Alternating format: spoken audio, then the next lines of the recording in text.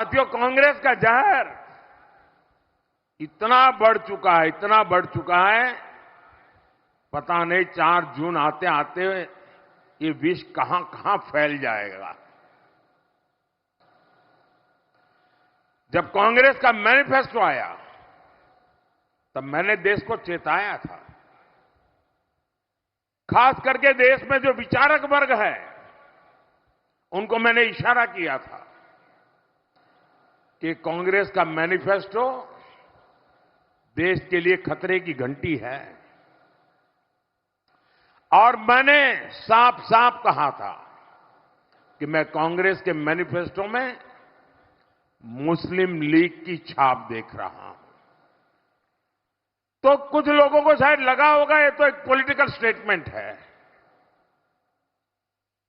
लेकिन जब उसकी बारीकियों में लोग जाने लगे तो देश बेचैन बनता गया।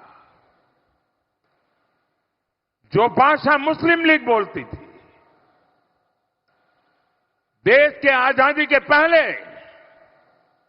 भारत का विभाजन की भाषा, जो नैरेटिव गढ़े गए थे, दुर्भाग्य से आज कांग्रेस का मैनिफेस्टो उन्हीं बातों को लेकर के आज देश के वासियों से वोट मांग रहे हैं।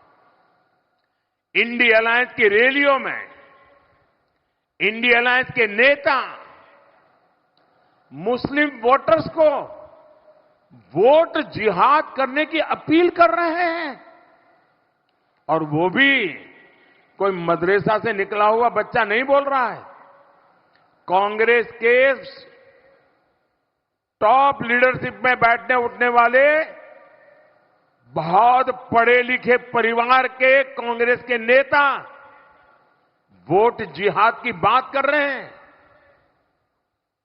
और कांग्रेस का और वोट जिहाद का क्या रिश्ता कहलाता है, ये आपको कांग्रेस के इतिहास से पता चलेगा।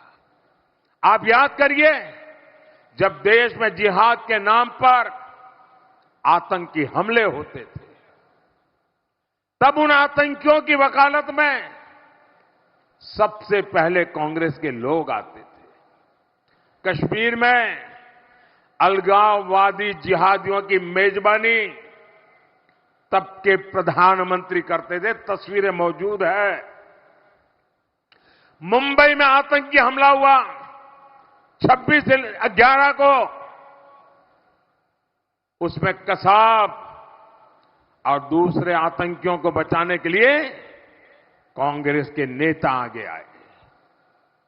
मुंबई आतंकी हमले के जिहादियों को बचाने के लिए किताबें लिखी गई, कांग्रेस नेताओं ने उसे रिलीज किया। दिल्ली में बाटला हाउस एनकाउंटर में जिहादी आतंकवादी मारे गए तो कांग्रेस की मैडम, उनके आंखों में आंसू बह रहे थे, रुकते नहीं थे। ये कांग्रेस के नेता कह रहे। अफजल गुरु को फांसी हुई, उसे माफी दिलाने के लिए इसी इकोसिस्टम के लोग सुप्रीम कोर्ट से लेकर राष्ट्रपति तक पहुंच गए थे।